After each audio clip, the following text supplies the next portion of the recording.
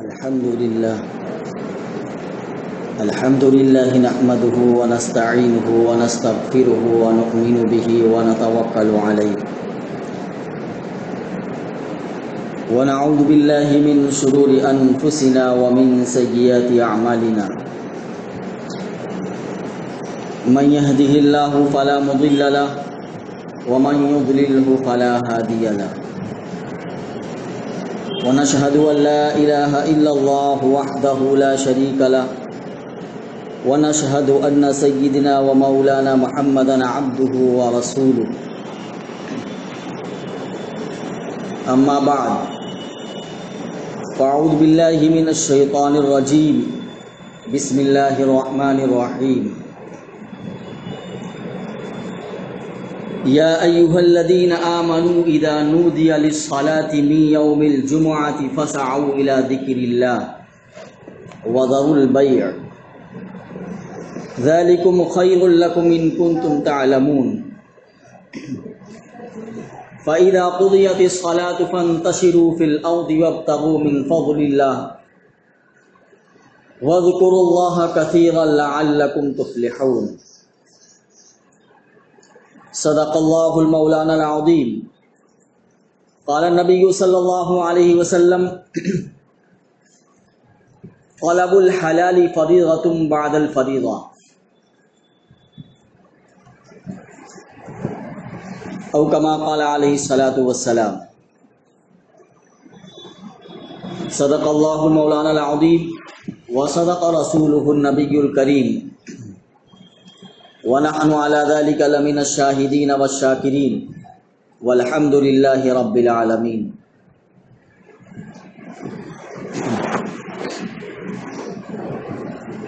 محترم بزرگوں، بھائیوں اور عزیز ساتھیوں،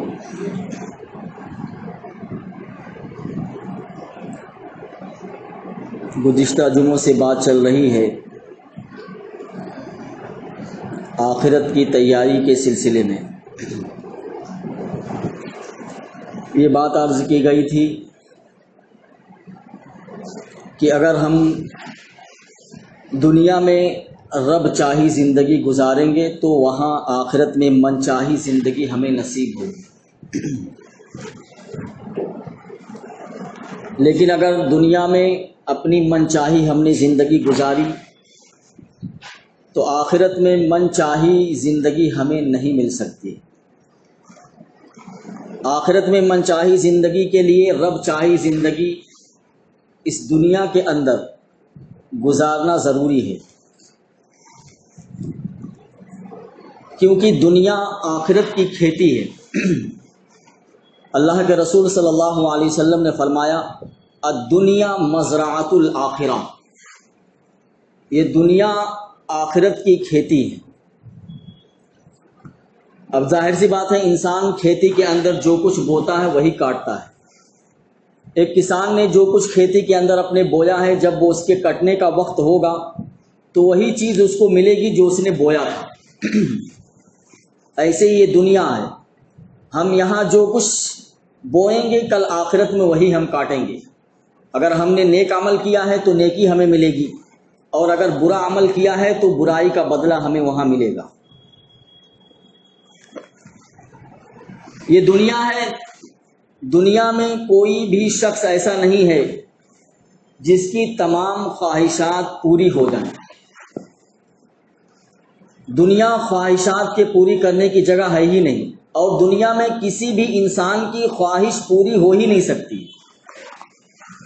ہاں، ضروریات پوری ہو سکتی، انسان کی جو ضروریات زندگی ہے وہ ضروریات زندگی انسان پوری کر لے گا، لیکن اگر وہ چاہے کہ میری ہر خواہش پوری ہو جائے تو ہر خواہش انسان کی اس دنیا کے اندر نہیں پوری ہونے والی۔ ہر خواہش انسان کی اللہ رب العزت آخرت میں ہی پوری کریں گے۔ قرآن کریم میں اللہ رب العزت نے خود کہا ہے وَلَكُمْ فِيهَا مَا تَشْتَهِي أَنفُسُكُمْ وَلَكُمْ فِيهَا مَا تَدَّعُونَ، کہ تم دنیا میں نیک عمل کر کے آؤ تو تم کو یہاں جو کچھ تم چاہو گے جنت میں تم کو وہ سب عطا کیا جائے گا۔ جو تمہاری خواہش ہوگی اس خواہش کے مطابق تمہیں وہ چیز مل جائے گی، لیکن شرط یہ ہے کہ ایمان کے ساتھ اور عمل صالح کرتے ہوئے اس دنیا سے ہم اللہ کے پاس جائیں۔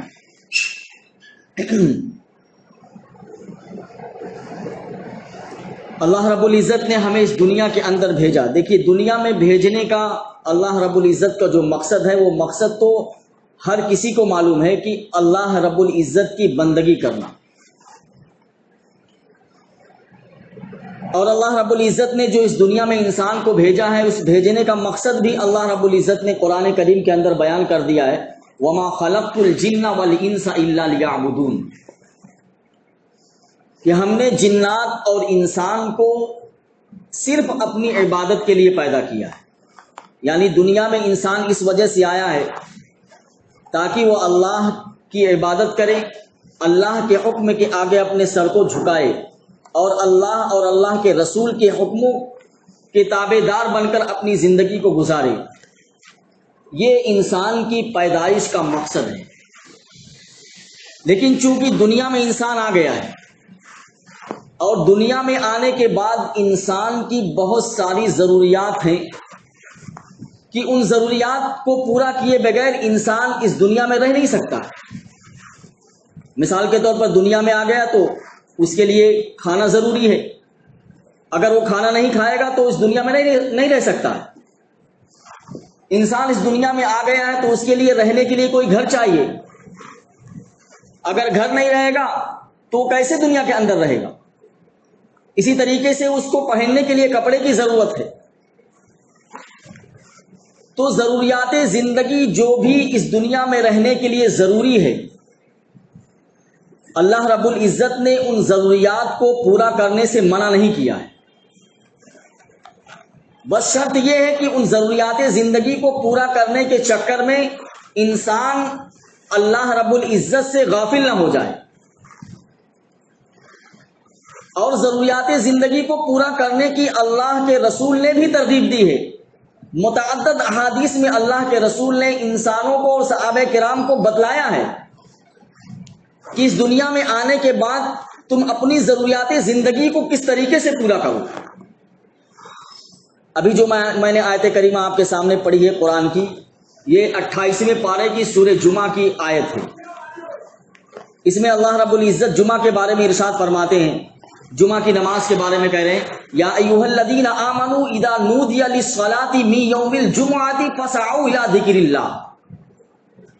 دیکھیے یہ خطاب جو ہے ایمان والوں کو ہے کہ اے ایمان والو، جب جمعہ کے دن جمعہ کی نماز کے لیے اذان دے دی جائے، اللہ رب العزت کہتے ہیں اذان سننے کے بعد فاسعوا الی ذکر اللہ، اللہ کے ذکر کی طرف دوڑ پڑو، اللہ کی ذکر کی طرف چل پڑو۔ اللہ کا ذکر کیا ہے؟ یہاں آئیں گے، نماز پڑھیں گے، خطبہ سنیں گے، یہ اللہ کا ذکر ہے۔ تو اللہ رب العزت اپنے ذکر کی طرف بلا رہے ہیں۔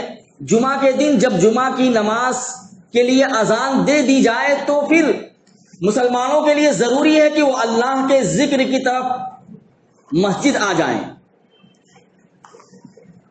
وَذَرُوا الْبَيْعَ، اللہ رب العزت کہہ رہے ہیں کہ جب جمعہ کے دن جمعہ کی نماز کے لیے اذان دے دی جائے تو اس وقت تمہارا کام صرف یہ ہے کہ تم سارے کاروبار کو چھوڑ کر، اپنی دکان کو چھوڑ کر، اپنی تجارت کو چھوڑ کر، اپنے آفس کو چھوڑ کر، اپنے گھر کو چھوڑ کر، اور جس کام میں تم فی الحال مشغول ہو اس کام کو چھوڑ کر، وَذَرُوا الْبَيْعَ، تجارت کو چھوڑ دو، کاروبار کو چھوڑ دو۔ یہ اللہ رب العزت حکم دے رہے ہیں۔ ذَلِكُمْ خَيْرٌ لَكُمْ إِن كُنتُمْ تَعْلَمُونَ۔ دیکھیے اللہ رب العزت کتنے اچھے انداز میں انسانوں کو سمجھا رہے ہیں کہ یہ تمہارے لیے بہت ہی اچھا ہے، تمہارے حق میں بہت بہتر ہے، اور تمہارے لیے بہت ہی اچھا سودا ہے یہ۔ اگر تمہارے دماغ میں، اگر تمہارے دل میں یا تمہارے پاس اتنی عقل ہے کہ تم اس عقل کے ذریعے سے اس کو سمجھ سکتے ہو یعنی اگر تم سمجھ بوجھ رکھتے ہو تو تمہارے لیے بہت بہتر ہے. اور ہماری سمجھ کیا کہہ رہی ہے؟ ہماری سمجھ کہہ رہی ہے اگر میں کاروبار بند کر دیا، اگر میں نے دکان کو تالا لگا دیا، اگر میں آفس میں بیٹھا تھا اٹھ کر چلا گیا، اور اگر میں کوئی دنیاوی کام کر رہا تھا جس سے مجھے دنیا کا فائدہ ہو رہا تھا، اگر میں نے وہ کام کر لیا تو میرا نقصان ہو رہا ہے. ظاہر سی بات ہے، دکان بند کر دیا تو گراہک آنا بند ہو جائے گا، اور آپ مسجد میں آ گئے تو گراہک لوٹ جائے گا. ہماری عقل یہ کہہ رہی ہے کہ ہم نے دکان بند کر دیا اور گراہک لوٹ گیا، بظاہر ہمارے دنیا کا نقصان ہو گیا ہے. لیکن اللہ رب العزت کہتے نہیں، نقصان نہیں ہے تمہارا. ذالکم خیر لکم ان کنتم تعلمون، یہ تمہارے لیے بہت بہتر ہے اگر تم ذرا سا بھی سمجھ بوجھ رکھتے ہو تو، ذرا سا بھی تم عقل رکھتے ہو، اگر تم علم والے ہو، اگر تم سمجھ بوجھ رکھتے ہو تو تمہارے حق میں یہ بہت ہی بہتر ہے. کیوں؟ کیونکہ جس دکان پر تم بیٹھے ہوئے ہو نا، اس دکان سے جو تم کو نفع مل رہا ہے، جو دنیا تم کما رہے ہو، یہ دنیا تم کو گاہک نہیں دے رہا ہے. یہ روپیہ پیسہ تم کو اللہ رب العزت اپنے خزانے غیب سے دے رہا ہے. بظاہر تمہارے سامان سے گاہک سامان خرید کر لے کر جا رہا ہے، تم کو یہ سمجھ میں آ رہا ہے کہ یہ نفع اور یہ پیسہ مجھ کو جو ہے اس گاہک سے مل رہا ہے. نہیں، بلکہ اس دکان پر بھیجنے والا جو اللہ رب العزت کی ذات ہے، اس نے اس گاہک کو تمہارے دکان پر بھیجا، اس واسطے تم کو اس کا پیسہ تمہارے ہاتھ میں آیا، اس کے ذریعے سے تمہاری دنیا بن رہی ہے. اگر اللہ رب العزت تمہارے دکان میں گراہک نہ بھیجتا تو تم شام تک بیٹھے اپنے دکان میں مکھی مارتے رہتے، کوئی بھی گراہک تمہارے دکان میں آنے کے لیے تیار نہیں ہوتا. اس لیے اللہ کا فضل ہے کہ اس نے تم کو دنیا میں بھیجا، اور دنیا میں بھیجنے کے بعد جب تم اللہ کے فریضے کو ادا کر دیے، اللہ رب العزت آگے فرماتے ہیں وَإِذَا قُضِيَتِ الصَّلَاةُ فَانتَشِرُوا فِي الْأَرْضِ وَابْتَغُوا مِن فَضْلِ اللَّهِ. دیکھیے، اللہ رب العزت بھی چونکہ انسان کو اللہ نے دنیا میں بھیجا ہے، تو دنیا میں بھیجنے کے بعد انسان کی ضروریات زندگی کی جتنی بھی چیزیں ہوں گی، اللہ رب العزت اس کو اس دنیا کے اندر پیدا کرے گا. جتنی بھی انسان کی ضرورت کی چیزیں ہوں گی، اللہ رب العزت دنیا میں اس کو پیدا کرے گا. کیوں؟ کیونکہ انسان کو اس دنیا میں اللہ رب العزت نے بھیجا ہے اپنی عبادت کے لیے، اور انسان عبادت اسی وقت کر سکتا ہے جب دنیا میں رہتے ہوئے ضروریات زندگی سے فائدہ اٹھائے ہو. اللہ رب العزت کہتے ہیں جب تم نماز پڑھ لو. کون سی نماز؟ جمعہ کی نماز کے بارے میں اللہ رب العزت کہہ رہے ہیں جب تم جمعہ کی نماز ادا کر لو، فَانْتَشِرُوا فِي الْأَرْضِ، تو اب اپنے دکانوں میں بیٹھے تھے نا تو دکان میں جا کر بیٹھ جاؤ، اپنے آفسوں میں تھے تو آفس میں جا کر بیٹھ جاؤ، جس کاروبار میں لگے ہوئے تھے لگ جاؤ جا کر، اور وَابْتَغُوا مِن فَضْلِ اللَّهِ. یہ نہیں کہا کہ اب جمعہ کی نماز پڑھ لی ہو تو شام تک تم کو مسجد کے اندر بیٹھنا ہے، اللہ ہی اللہ کرنا ہے، بلکہ اور کچھ کرنا ہی نہیں ہے. یہ نہیں کہا اللہ رب العزت نے. اللہ رب العزت خود ترغیب دے رہے ہیں کہ جب تم نے اس فریضے کو ادا کر لیا تو فریضے کو ادا کرنے کے بعد تمہاری ضروریات جو زندگی ہے، کیا ضروریات زندگی؟ میں نہیں کماؤں گا تو میرے بیوی بچے کیسے کھائیں گے؟ میں اگر نہیں کماؤں گا تو میں اپنا پیٹ کیسے بھروں گا؟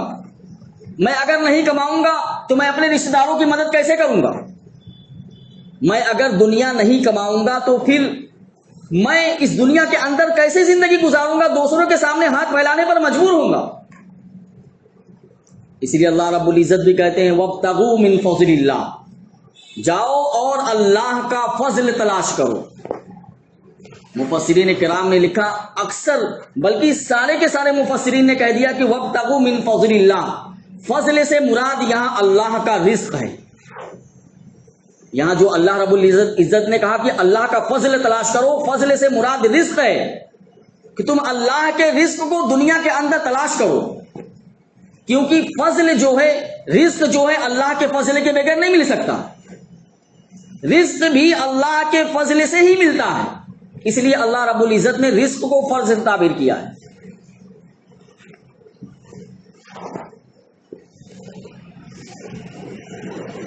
اسلام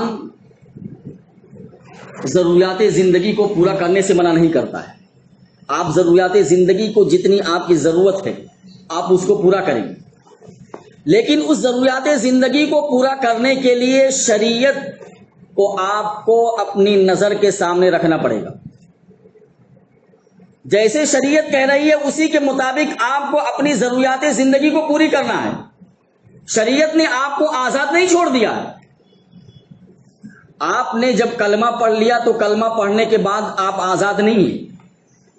جس طریقے سے غیر جو اسلام کا کلمہ نہیں پڑھتے وہ آزاد ہیں، وہ جو چاہیں کریں، جیسے مطابق وہ اپنے بزنس کو کریں، جیسے مطابق وہ دنیا میں اپنی زندگی کو گزاریں۔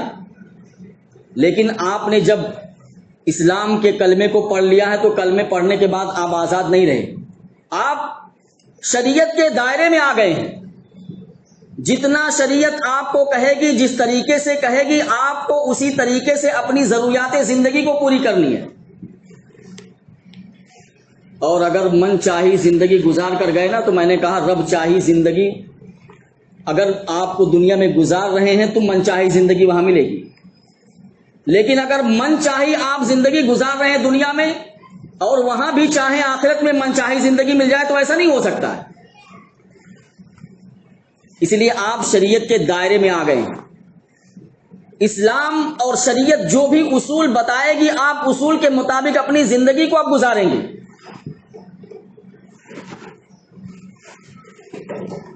بہت سارے اللہ رب العزت مسلمانوں کو مال اور دولت میں، تجارت میں، ان کے کاروبار میں بہت ترقی عطا کرے، اور مسلمانوں کو چاہیے بھی کہ وہ تجارت کریں، تجارت کے ذریعے سے اپنے مال کو بڑھائیں۔ اسلام تجارت کرنے کو منع نہیں کر رہا، بھائی تجارت کریں گے مال بڑھے گا تبھی تو آپ زکوٰۃ نکالیں گے، تبھی تو آپ مسجدوں کو تعمیر کریں گے، تبھی تو آپ مدرسوں میں پیسے دیں گے۔ جب آپ کے پاس پیسہ نہیں رہے گا تو آپ کیسے دوسروں کی مدد کریں گے؟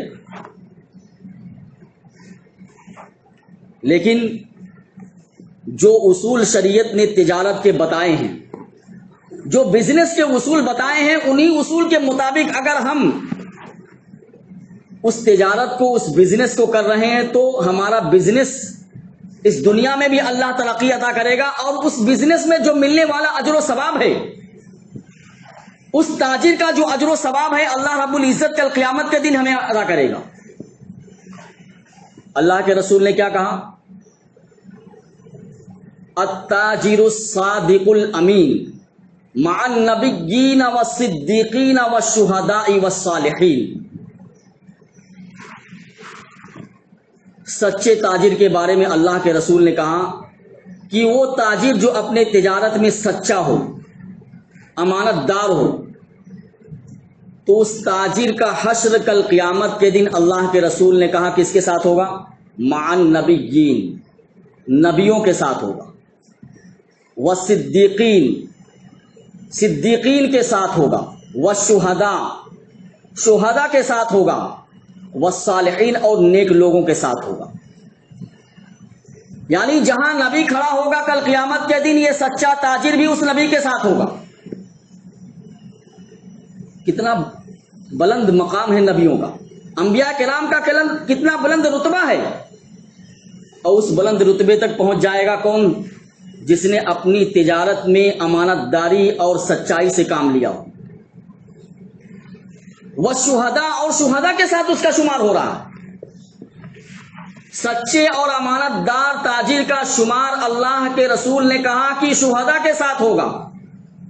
اب بتائیے شہداء کا کتنا بڑا مقام ہے۔ جس نے اللہ کے راستے اپنی گردن کو کٹا دیا، اس کا اللہ کے یہاں کتنا بلند مقام و مرتبہ ہے۔ ان مقام تک یہ سچے تاجر ان مقام تک پہنچ جائیں گے۔ ایک صاحب کہنے لگے مولانا اسلام کے مطابق جو ہے ہم بزنس نہیں کر سکتے. میں نے کہا کیوں؟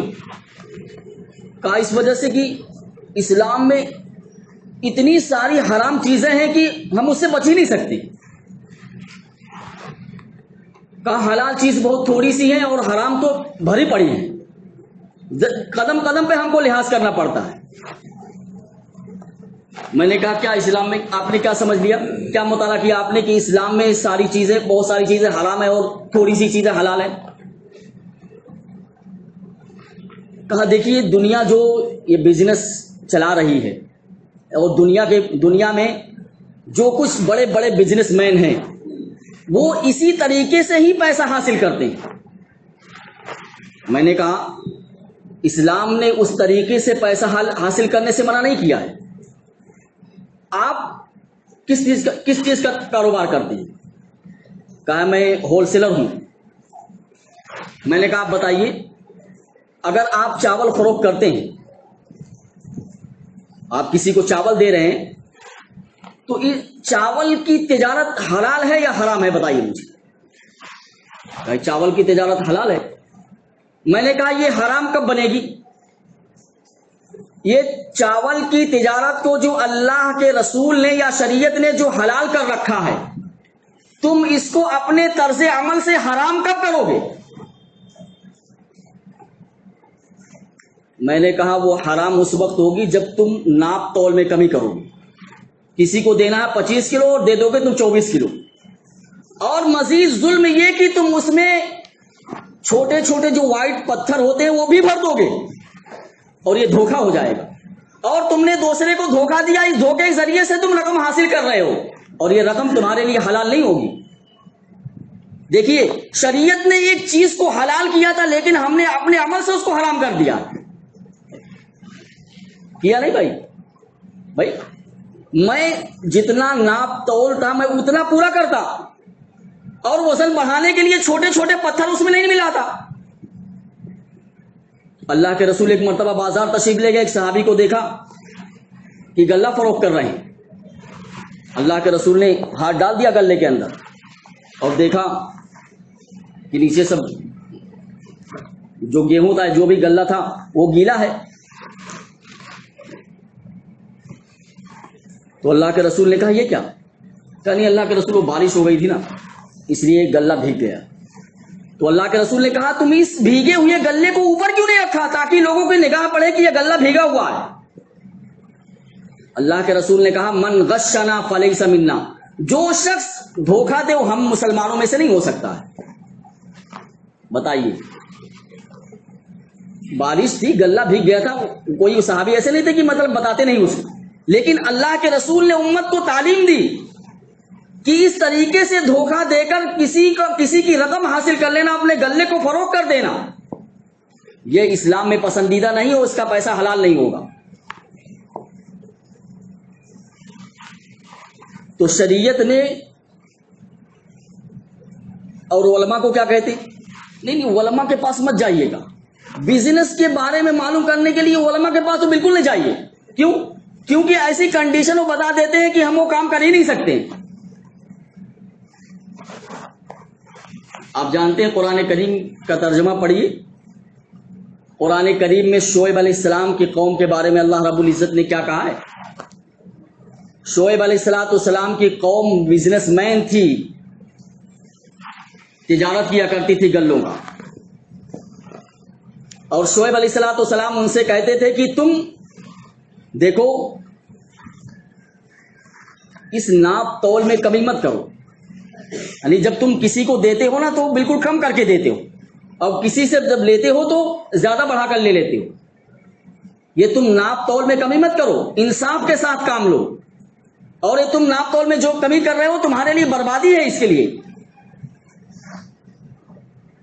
قرآن کریم میں سورہ مطففین کے اندر 30ویں پارے کے اندر اللہ رب العزت فرماتے ہیں ویل للمطففین الذین اذا اکتالوا علی الناس یستوفون واذا کالوہم او وزنوہم یخسرون. کہ ویل ہے, بربادی ہے ان لوگوں کے لیے جو ناپ تول میں کمی کرتے ہیں, کہ جب دوسرے کو دیتے ہیں تو کم تول کر دیتے ہیں, اور جب دوسرے سے لیتے ہیں تو پورا پورا لے لیتے نہیں، 1 گرام بھی کم نہیں ہونا چاہیے۔ ویل، مفسرین نے لکھا ہے کہ جہنم میں ایک وادی کا بھی نام ہو سکتا ہے۔ ویل تو بربادی کو کہتے ہیں، لیکن جہنم میں ایک وادی کا بھی نام ہے۔ جہنم کے بہت سارے طبقات ہیں، بہت سارے درجات ہیں، اس میں جیسے سقر ہے، نزع ہے، اسی طریقے سے مفسرین نے کہا کہ ویل بھی جہنم میں ایک وادی کا نام ہے۔ بتائیے، ناپ تول میں کمی کرنے والوں کے لیے ویل یعنی جہنم کی وہ وادی ہے۔ تو جب شعیب علیہ السلام کی قوم ناپ تول میں کمی کرنے لگی تو شعیب علیہ السلام نے ان کو سمجھایا، کہا تم اس طریقے سے جو تجارت کر رہے ہو، بزنس کر رہے ہو، یہ صحیح نہیں ہے۔ تو جانتے ہیں شعیب علیہ السلام کی قوم نے کہا، قالوا یا شعیب اصلاتک تأمرک ان نترک ما کان یعبد آباؤنا او ان نترک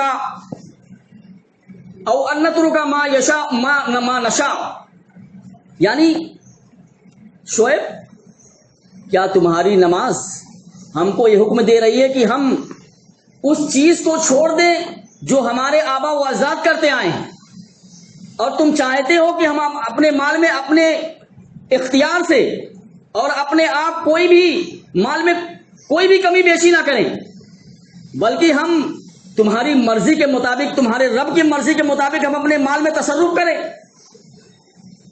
تم یہی چاہتے ہو؟ کیا تمہاری نماز یہ چاہتی ہے کہ ہم اپنے مال میں کمی بیشی نہ کریں؟ اگر اس کو عام زبان میں کہہ لیجئے نا تو یہ کہنا چاہتے ہیں، مطلب محاوری زبان میں آپ یا اپنی اس زبان میں سمجھ لیجئے کہ بھائی تم اپنے نماز سے مطلب رکھو۔ جیسے آپ علماء کو کہتے ہیں نا، ارے امام صاحب آپ اپنی نماز سے مطلب رکھیں نا، ہمارے بزنس کے اور ہمارے بازاری کاروبار کے اور تجارتی کاروبار کے بارے میں کوئی آپ مسئلہ مت بتائیں۔ آپ کا کام کیا ہے؟ نماز پڑھانا، بس نماز پڑھائیے۔ ہمارے بازاری مسئلے کے بارے میں آپ کیوں بتاتے ہیں؟ یہ تو پیغام ہم کو یہودیوں نے اور عیسائیوں نے اور مستشرقین نے دیا ہے۔ وہ بھی یہی کہتے ہیں، مسلمانوں سے کہتے ہیں بھائی تم صرف مسجد میں مسلمان رہو، بس تمہاری مسلمانی صرف مسجد تک ہونی چاہیے، جب بازار میں آ جاؤ تو اپنی مسلمانی مسجد چھوڑ کر آ جائے کرو۔ بازار میں کیسا مسلمان؟ اگر تم بازار میں بھی مسلمانی صفت لے کر آؤ گے تو تم تجارت میں کبھی بھی، بزنس میں کبھی بھی کامیاب نہیں بن سکتے ہو، کبھی بھی اپنے بزنس میں کامیاب ہو ہی نہیں سکتے ہو۔ نہیں دوستو، اگر ہم سچے تاجر بن جائیں اور لوگوں کو دھوکہ دینے سے، لوگوں سے جھوٹ بولنے سے اور ناپ تول میں کمی کرنے سے اور وعدہ خلافی کرنے سے ہم رک جائیں تو آپ دیکھیں گے کہ یقیناً اللہ رب العزت کی مدد آپ کے ساتھ ہوگی۔ ہم کو بظاہر لگے گا کہ ہمارا نقصان ہو رہا ہے، لیکن ہمارے جھوٹ نہ بولنے کی وجہ سے، دھوکہ نہ دینے کی وجہ سے، جب لوگوں کو یہ پتا چلے گا کہ یہ تاجر اور بزنس مین جھوٹ نہیں بولتا ہے تو آپ کے ساتھ آپ کے پاس لوگوں کا تاتا بچ جائے گا۔ لوگ دور دور سے آپ کے پاس آئیں گے کہ ہاں یہ بہت سچا تاجر ہے، یہ اپنے کاروبار میں بہت سچا ہے، اپنے وعدے کا بہت پابند ہے۔ لیکن ہم کر کے تو دیکھیں اس کو۔ دیکھیے، میں نے کہا نا، اسلام ضروریات زندگی کو پورا کرنے سے منع نہیں کر رہا ہے۔ آپ خوب پیسہ کمائیں، جتنا مرضی چاہے پیسہ کمائیں، لیکن آپ کو یہ دھیان رکھنا پڑے گا کہ یہ پیسہ میرے پاس جو آ رہا ہے یہ حلال طریقے سے آ رہا ہے یا حرام طریقے سے آ رہا ہے۔ اگر حلال طریقے سے آ رہا تو اللہ کا شکر ادا کریں اور اللہ اس کے مال میں برکت ادا کرے جو حلال طریقے سے اپنے مال کو حاصل کرتا ہے۔ لیکن اگر حرام طریقے سے آ رہا ہے تو فکر کی ضرورت ہے۔ سوچئے ذرا، کیا حال ہو گیا مسلمانوں کا آج؟ بس ان کے پاس پیسہ آنا چاہیے، کسی بھی طریقے سے آ رہا ہو، چاہے وہ کسی کا حق مار کر آ رہا ہو، چاہے گراہک سے جھوٹ بول کر آ رہا ہو، چاہے اپنے پارٹنر سے دھوکہ دے کے آ رہا ہو، جس طریقے سے بھی آ رہا ہو، بس پیسہ آنا چاہیے، اور تاکہ ہم اس پیسے کے ذریعے سے، کس پیسے؟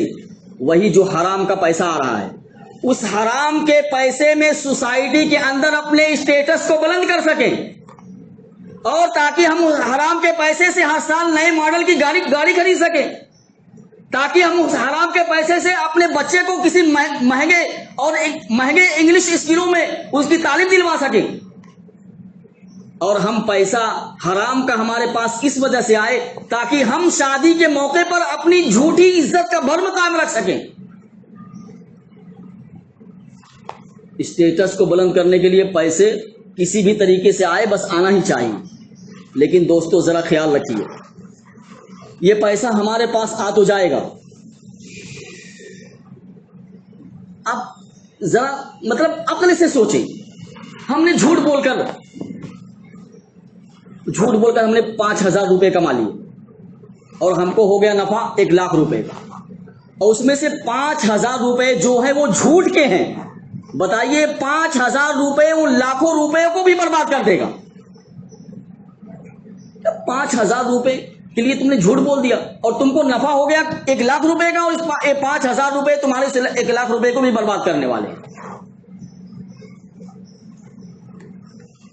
اس لیے دوستو، اگر کسی سے معاملات کر لیا ہے ہم نے، کسی سے وعدہ کر لیا ہے، تو وعدے میں ہم سچے ہوں، اور کوئی معاملہ ہم نے اپنے پارٹنر کے ساتھ کر لیا ہے تو اس معاملات میں بھی ہم کھڑے رہیں، اپنے پارٹنر کو دھوکہ نہ دیں، اور جس سے کوئی وعدہ کیا اسے وعدہ خلافی نہ کریں۔ اپنا کوئی سامان اگر بیچ رہے ہیں تو اس کا عیب بتا کر دیں۔ ہم تو عیب کو چھپاتے ہیں۔ امام اعظم ابو حنیفہ رحمۃ اللہ علیہ کے بارے میں پڑھا نا آپ نے، بہت بڑے بزنس مین، بہت بڑے تاجر تھے کپڑوں کے۔ وہ ایک مرتبہ اپنے مینیجر سے کہا، جو بھی ان کا لکھا پڑھی کرنے والا تھا، کہا دیکھو یہ کپڑا آیا ہوا تھان کا، اور اس میں یہ سود نکلے ہوئے ہیں، کوئی عیب ہے؟ اگر تم اس کو بیچنا تو اس کا عیب بتا کر بیچ دینا۔ اس نے کہا ٹھیک ہے۔ اب وہ ان کا ہول سیل کا دھندا تھا، کاروبار تھا، کوئی آیا ہوگا، کوئی پارٹی آئی ہوگی، اور وہ مینیجر نے جو ہے کپڑا جو اٹھا کر دے دیا، اور وہ تھان جو رکھا ہوا تھا وہ بھی اٹھا کر دے دیا۔ اب بتایا نہیں کہ اس کے اندر یہ عیب ہے۔ امام صاحب آئے رات میں، جب شام کے وقت جب انہوں نے حساب کیا اور کہا کہ وہ تھان جو تھا وہ بک گیا، بولے ہاں وہ تو بیچ دیا میں نے۔ کہا اس کا عیب تم نے بتایا تھا؟ کہا نہیں۔ سوچئے، اتنا بڑا امام ہے اور اتنا بڑا کاروبار ہے ان کا کپڑوں کا، کتابوں کے اندر لکھا ہوا ہے کہ اس دن آمدنی جو ہے آج کے روپے کے حساب سے اگر دیکھیں، وہ تو اس زمانے کا دور تھا نا، اگر اس دور کے حساب سے دیکھیں، اس روپے اس قیمت کا اندازہ لگائیں تو 5 یا 6 لاکھ روپے بنتے ہیں۔ امام صاحب نے کہا ان 5 یا 6 لاکھ روپے کو جو ہے صدقہ کر دو۔ کہا کیوں؟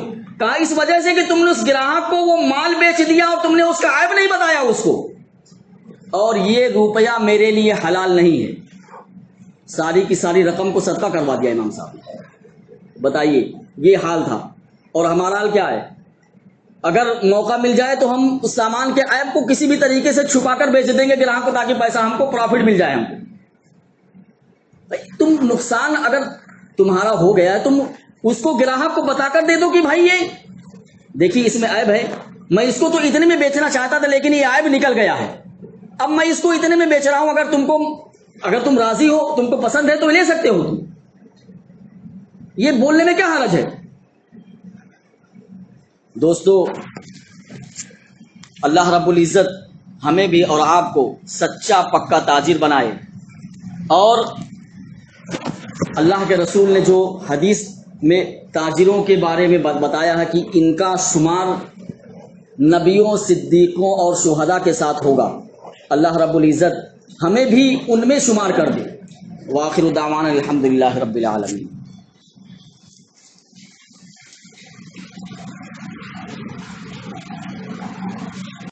الحمدللہ